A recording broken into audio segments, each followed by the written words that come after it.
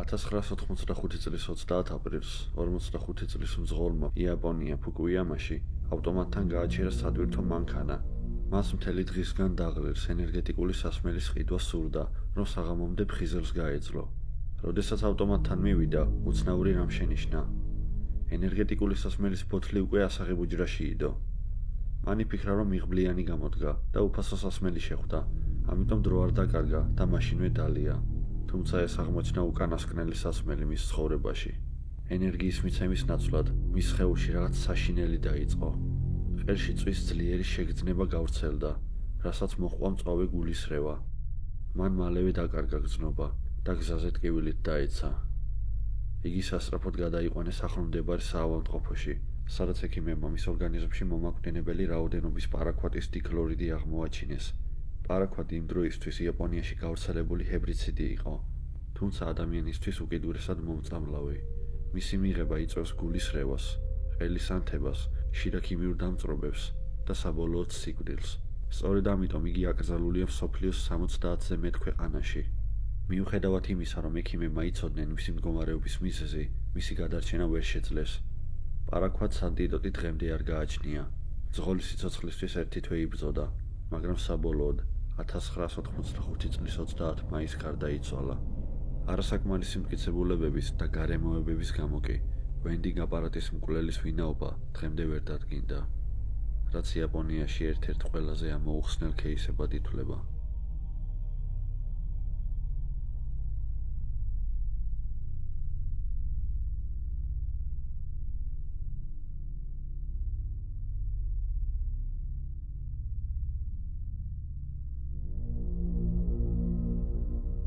1997 წლის 17 თებერვალს 21 წლის პატრიკ მაკნილი მეგობრებთან ერთად გარეთ გავიდა. ისინი მანჰეტენის მდებარე ბარში დაპერდოგში სვამდნენ. სავარაუდოდ პატრიკს დალევა ზედმეტი მოუვიდა. ის ბარიდან ღებინებით და არასტაბილური მდგომარეობით გავიდა. პატრიკი ბოლოს 91 ქუჩასთან შენიშნეს, როცა მდინარე ისთრივერისკენ დაიძრა. ეს იყო ბოლო შემთხვევა, როცა პატრიკი ცოცხალი ნახეს. ამის შემდეგ პატრიკი უკვალოდ გაუჩინარდა. მიუხედავად ინტენსიური ძებნისა, მისი ადგილსამყოფელის შესახებ არავინ იცოდა. სანამ 1997 წლის 7 აპრილს, ანუ მისი დაკარგვიდან 50 დღის შემდეგ, მისი ცხედარი მდინარე ისტ-რივერში არ აღმოაჩინეს. საქმე გამოიძია ნიუ-იორკის პოლიციის სპეციალური გამოძიების განყოფილების სერჟანტმა, კევინ განონმა, რომელსაც უდიდესი გამოცდილება ჰქონდა ამ საქმეში. თუმცა პატრიკის სიკვდილის გარემოებები იმდენად უცნაური აღმოჩნდა, რომ ისიც გაუცებული იყო. კევინის სხეულს რაც უფრო ღრმად იკვლევდა, მისი სიკვდილის მიზეზები უფრო უცნაური ხდებოდა. მისი თქმით, პატრიკის სხეული ისე მცირე დროით იყო გახსნილი, რომ აშკარად არ შეიძლებოდა მდინარეში 50 დღე ესვენა. ის ერთი კვირის მოკლულსაც კი არ ჰგავდა. გარდა ამისა, მის სხეულზე დამწვრობის კვალი აღინიშნებოდა, რაც მის მიმართ შესაძლო ძალადობისკენ მიანიშნებდა. კევინმა იცოდა, რომ რაღაც რიგზე ვერ იყო. საბოლოოდ მტკიცებულებების არარსებობის გამო პატრიკის სიკვდილი უბედურ შემთხვევად ჩაითვალა. კევინი თითქმის ერთი წელი ფიქრობდა ამ საქმეზე, სანამ 1998 წლის 13 თებერვალს იგივე მდინარის მონაკვეთში კიდევ ერთი სხეული არ იპოვეს. ამჯერად დაღუპული იყო 22 წლის ლოურენს ენდრიუსი, რომელიც ახალი წლის ღამეს გაუჩინარდა. ის მეგობრებთან ერთად თაიმს სკვერზე ყოფნის შემდეგ გაუჩინარდა.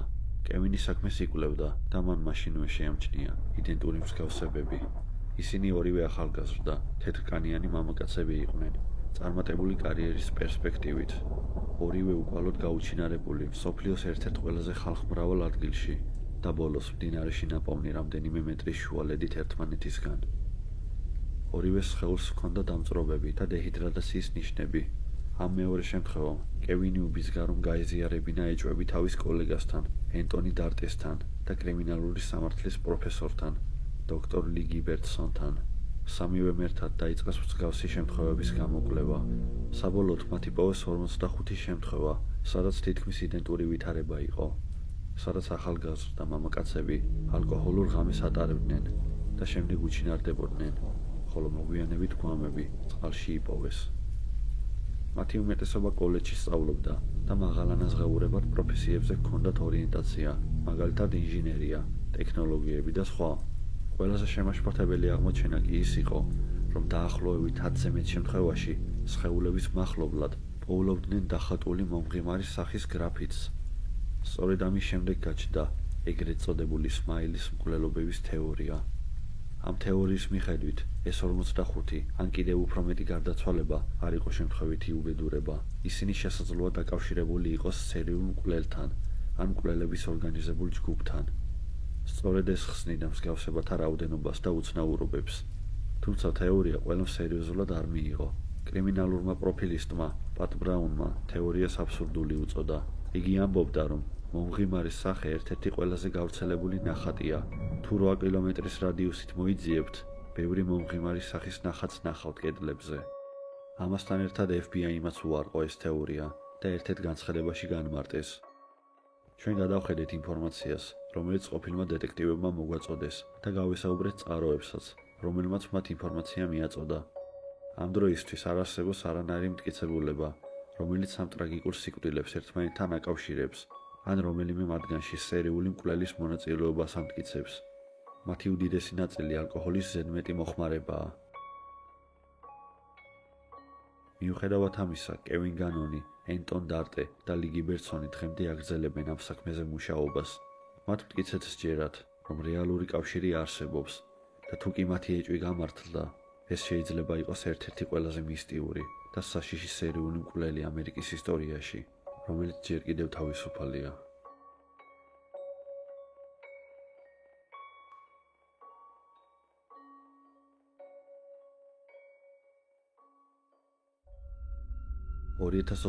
წლის 11 აპრილს ლიტროკის პოლიციის დეპარტამენტმა მიიღო საგანგებო ზარი სამხრეთ პალასკის ქუჩიდან, სადაც შესაძლო მკვლელობა იყო მომხდარი. ადგილზე მისვლისას პოლიციამ ქუჩაზე მყოფი შუახნის ქალის სხეული აღმოაჩინა, რომელსაც ჭრილობები მთელ სხეულზე ჰქონდა მიყენებული. ეს ქალი აღმოჩნდა 41 წლის დებორა ვოლკერი. ის იმ დროისთვის უსახლკაროდ ცხოვრობდა. დებორას სასწრაფოდ გადაიყვანეს საავადმყოფოში, სადაც გაირკვა, რომ ის მინიმუმ 15 ჯერ იყო დაჭრილი. მიუხედავად იმისა, რომ ის ქუჩაში საათობით სისხლის გუბეში იწვა, იგი სასწაულებრივად გადარჩა და იმავე დღეს მოედანზე მივიდა. გამომძიებლები მის სანახავად მივიდნენ, რათა დაედგინათ შესაძლო თავდასხმის ვინაობა. დებორას თქმით, თავდასხმა ღამის პირველი საათიდან 4 საათამდე პერიოდში მოხდა. ჯერ კიდევ ბნელოდა და მხოლოდ ის დააფიქსირა, რომ თავდასხმელი მაღალი, სუსტი და აფროამერიკელი კაცი იყო.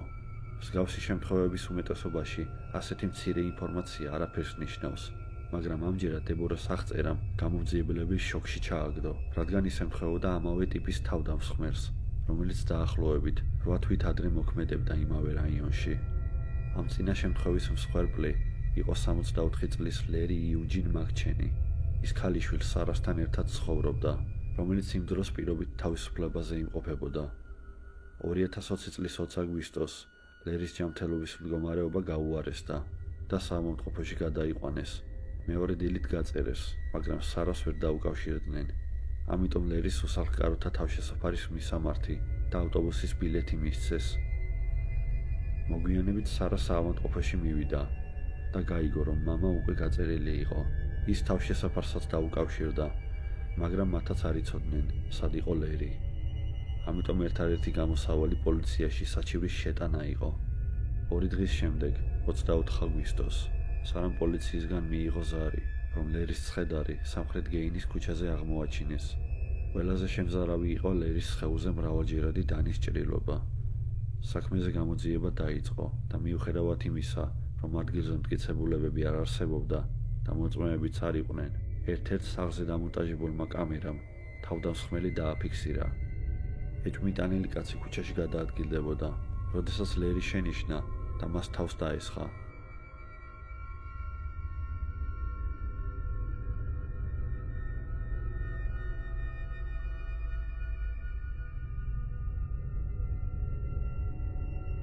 თავდასხმის შემდეგ ის ადგილიდან მიდიოდა, მაგრამ ისევ უკან მობრუნდა და კიდევ ერთხელ დაარტყა დანა.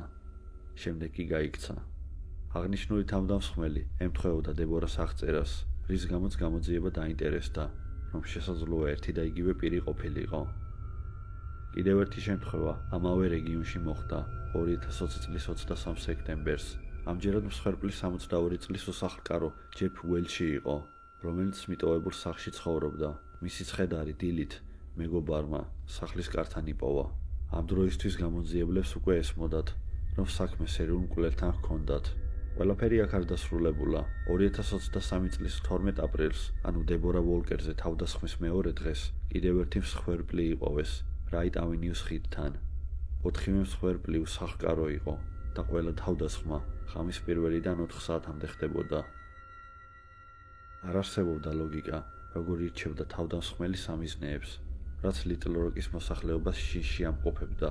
პოლიციამ საზოგადოებას ლიტლ როკის მკვლელის შესახებ გააფრთხილა და მოუწოდა, რომ ნებისმიერი ინფორმაცია ან კამერის ჩანაწერი მიეწოდებინათ. დაწესდა $20,000 ჯილდოც, თუმცა მიუხედავად კამერის ჩანაწერისა, დამნაშავე დღემდე არ დაუკავებიათ. ამ საქმის კვლევისას გაჩნდა ბლოგი Snarky Media Report-ი, რომლის ავტორები ამტკიცებდნენ, რომ რეალური მკვლელი იპოვეს. ისინი დაუკავშირდნენ ადგილობრივებს და დებორას, რომელიც მათი თქმით თავდასხმელის ვინაობას უკვე იცნობდა. მათ ასევე მოიპოვეს ეჭვმიტანილის კრიმინალური ჩანაწერები. კაცი ადრე ორჯერ ნასამართლები იყო ოჯახური ძალადობისთვის და ასევე განიცდიდა მძიმე ნარკოდამოკიდებულებას, რაც მას აგრესიულს და ძალადობრივს ხდიდა. მათ საუბარში ყოფილი მეპატრონეს გამოეხმაურა და ფოტოს გადასცა. მაგრამ ჩდება კითხვა, თუ ყველაფერი იცოდნენ, რატომ არ მიაწოდეს ინფორმაცია პოლიციას? ბლოგერები ამტკიცებდნენ, რომ სამართალდამცავებს ყველაფერი გადასცეს, მაგრამ მათ არაფერი მოუმოქმედებიათ. მათ ვიდეოც გამოაქვეყნეს, სადაც ქალაქის მერი და პოლიციის უფროსი უარს ამბობს ამ კითხვების პასუხისგაცემაზე, რაც იწვევს ეჭვებს, რომ საქმე გაცილებით ბნელია. არავინ იცის, რამდენად სანდოა Snarky Media Report-ი. შესაძლებელია ეს ყველაფერი გამოგონილი იყოს და ფოტოზე არსებული კაცი არაფერი შუაში იყოს. მაგრამ ოფიციალურად ცნობილი ფაქტების უმეტესობას ბლოგის მასალა ემთხვევა. ერთადერთი განსხვავებაა ასაკი. ოფიციალურად მკვლელი სადღაც 30 წლამდე უნდა იყოს, მაშინ როცა ბლოგის ავტორები 46 წლის კაცზე საუბრობენ. საბოლოოდ გამოძიება ჩიხში შევიდა. მართალია თუ არა ბლოგერების ვერსია, უცნობია. რაც კი დანამდვილებით ვიცით, ლიტლ როკის მკვლელი ჯერ კიდევ თავისუფალია და დიდი ალბათობით კვლავ განაგრძობს თავდასხმებს.